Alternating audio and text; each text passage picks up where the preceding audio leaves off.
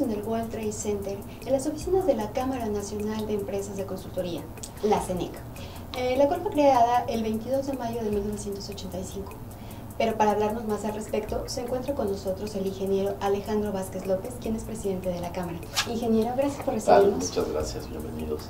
Al contrario, muchas gracias. ¿A qué se dedica la CENEC? Bueno, la CENEC es la Cámara Nacional de Empresas de Consultoría, lo cual es una agrupación obviamente registrada entre las leyes de cámaras nacionales oficiales y que agrupa a las empresas de consultoría a nivel nacional, cuya actividad preponderante sea la de analizar, estudiar, diseñar, coadyuvar en las labores de producción en general para las empresas y que busca la superación y la integración a través de la representación gremial de la voz de estas empresas de consultoría y sus diferentes intereses, a la par de que somos un órgano de consulta del Estado y por lo tanto podemos tener una participación directa en los temas importantes a nivel nacional, ya sea solicitud o sin ella del gobierno federal, obviamente pues siempre buscando por el bien de los proyectos y de nuestro país. Okay. ¿Cuáles son los principales problemas a los que se enfrenta lo que es la consultoría en México? Bueno, yo creo que son varios, sin embargo yo creo que ha sido reiterado el señalar por parte nuestra a lo largo de toda la historia de la Cámara que el principal problema que enfrentamos en países latinoamericanos es que no se valore adecuadamente los trabajos de consultoría. ¿En qué sentido? En que cualquier trabajo de producción, de comercio o de industria, para que pueda llevarse a cabo dicho proyecto y se tenga un resultado adecuado, la consultoría juega un papel fundamental. ¿Por qué? Porque es la parte que razona, es la parte que estudia, que crea el molde o que dicta los lineamientos para que un proyecto concluya de manera exitosa.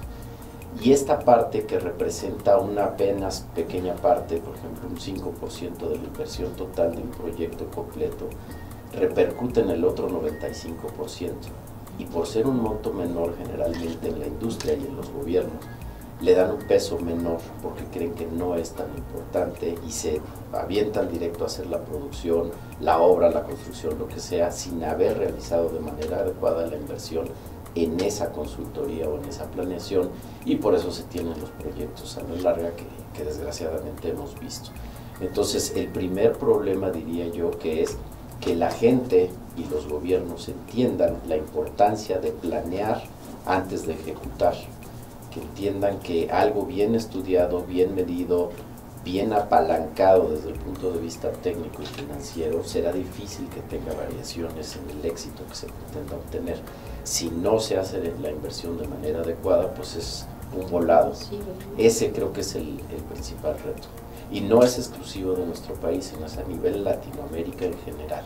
Hay países y hay regiones, por ejemplo en Europa, que esto es diferente, es mucho más valorado la consultoría en el sentido de entrada de que la hace gente con experiencia y entonces la visión es muy diferente porque lo que quieren ellos es precisamente el saber quién ha tenido experiencias similares o quién sabe de la materia para que les pueda orientar en la ejecución de su proyecto y por lo tanto es un servicio que se valora y se paga bien. Acá es algo que no se ha valorado lo suficiente y siempre se trata de no pagar o que se pague muy barato. Desgraciadamente hay industrias como el sector construcción en que en afán, por ejemplo, una constructora de lograr el contrato regala el proyecto, o sea, la parte de consultoría porque no le da importancia y quién sabe quién lo lleve a cabo, quién lo ejecute, la planeación, y por eso son los problemas futuros. ¿Es de cierta forma no es valorado el trabajo de una consultoría aquí en México? Yo creo que no es que no sea valorado, sino que más bien es poco conocido. Yo creo que en la medida en que la gente entiende cuál es la importancia y lo que repercute el no haber hecho una inversión adecuada al inicio, cómo puede afectar la vida del proyecto, eso hasta que alguien lo entiende, desgraciadamente sobre la marcha, y ya es difícil dar marcha atrás, es cuando empieza a valorar esto. Eso sí, cuando alguien ya lo entendió y ya lo pudo palpar, es muy difícil que ahora no parta de hacer la inversión como debe de hacerla. Ok, ¿de qué manera promueve las oportunidades de negocio para sus clientes? Bueno, aquí de diversas... Para sus afiliados. Sí, para los afiliados. Aquí hay diversas herramientas que usamos.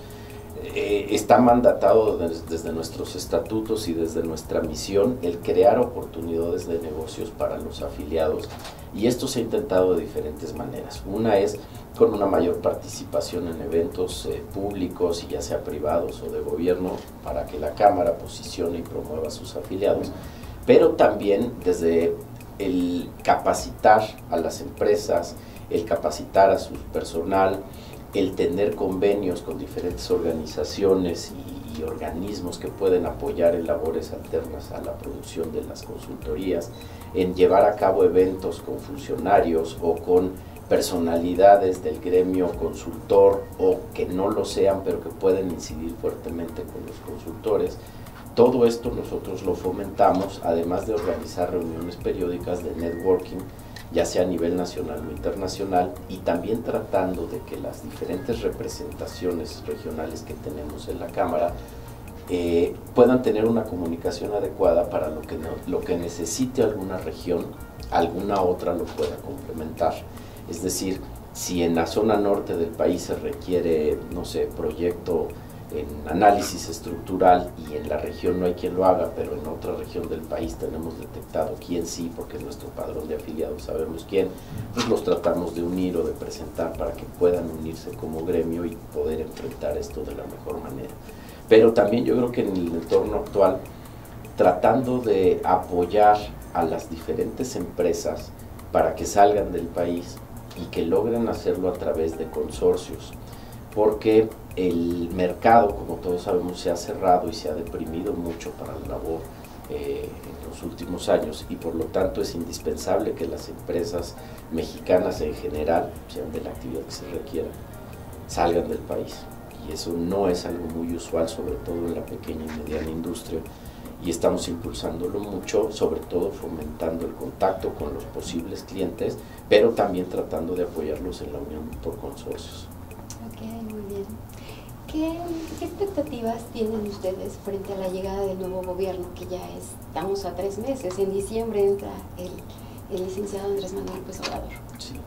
Bueno, yo creo que aquí la expectativa es de siempre, no nada más porque sea este gobierno el que va a entrar, sino cada vez que inicia un nuevo periodo sexenal, pues hay expectativas, hay dudas, hay todo tipo de ideas, y yo creo que no es la excepción. Yo creo que además este cambio es especial en el sentido de cómo se dio, con qué votación, con qué margen de votación, y sobre todo desde el punto de vista industrial y empresarial, pues con un sentimiento de esperanza de que de verdad todo lo que se ha prometido se pudiera cumplir.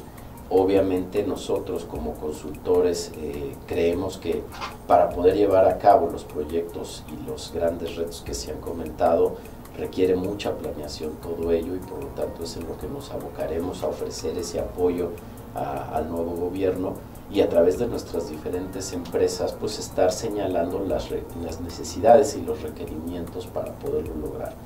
Es indispensable, y desde nuestra confederación cúpula, que es la CONCAMIN, se ha estado señalando la necesidad de una política industrial transeccional, y en lo cual pues hemos estado participando para fomentarla, estructurarla y poderla ofrecer al gobierno como una herramienta de utilidad para que el país tenga una viabilidad pues a largo plazo, no nada más sexenal, y es hacia allá donde nosotros estamos apostando para las inversiones y para los proyectos, incluso para las invitaciones a estos consorcios que mencionaba yo, ya sea de los mexicanos hacia afuera con las condiciones que conocemos actualmente, o para empresarios extranjeros que quieran incursionar en México, pero apegándose a los lineamientos y a la norma mexicana que en cada caso rige. Okay. ¿Cuáles son las perspectivas que tiene la Cámara hacia el futuro? Bueno, yo creo que esto lo podemos dividir en 3 grandes escenarios, a corto, mediano y largo plazo, pues porque siempre se acostumbra a planear así. En el corto plazo, pues empecemos a pensar, o hemos estado queriendo planear, que las actividades del inicio del nuevo gobierno requerirán mucha planeación, tanto a nivel federal como a nivel Ciudad de México, porque al estar radicada la Cámara en la Ciudad de México, pues hay mucha participación con el gobierno local. Y lo que queremos insistir es que para que todos los grandes proyectos que se han anunciado sean y lleguen a ser exitosos, tiene que empezarse con una adecuada planeación. Tiene que empezarse tomando toda la idiosincrasia nacional, todas las consultas, si quieren hacerse ciudadanas, si quieren hacerse a nivel federal, local, lo que se quiera hacer con la tónica del nuevo gobierno, pero que contemplen una ruta crítica a seguir para culminar el proyecto adecuadamente, para que eso a corto plazo se empiece a visualizar. A mediano plazo, que nosotros esperaríamos que fuera algo ya totalmente palpable, es al término del sexenio que va a empezar, en el cual se pudiera culminar algunos de estos proyectos, pero siempre y cuando se hayan hecho con la ruta que se ha trazado, planeado, con proyectos ejecutivos, con los análisis, los estudios, los financiamientos preaprobados, y si es de la intención del gobierno que siga habiendo participación popular o ciudadana, que se haga, pero con la gente debidamente informada y con la gente participando en los temas en los que esté informada o tenga capacidad de dar una opinión, no a granel, porque habrá temas en los que sea muy específico la consulta y tendrá que ser la gente que sepa.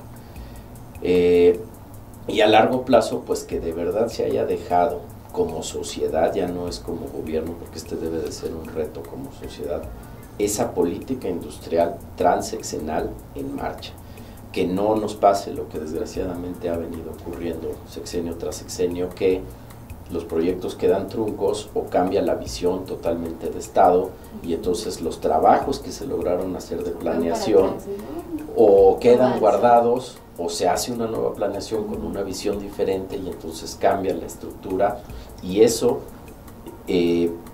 merma la capacidad de inversión del mexicano y del extranjero, porque nuevamente la visión es a corto o mediano plazo, no a largo plazo, y eso no da certidumbre financiera.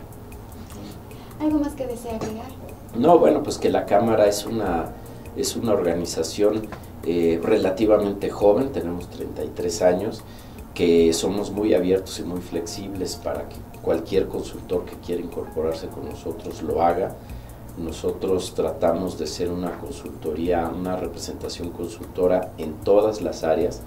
Se nos ha ligado tradicionalmente al sector infraestructura, pero tenemos consultoría en área fiscal, legal, mercadotécnica, hasta ecológica, tenemos empresas afiliadas.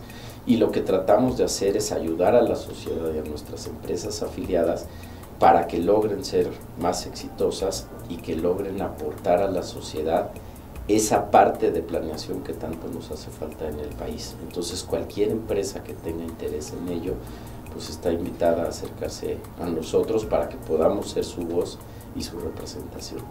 Ok, muchas gracias. Él es el ingeniero Alejandro Vázquez López, presidente de la Cámara Nacional de Empresas de Consultoría.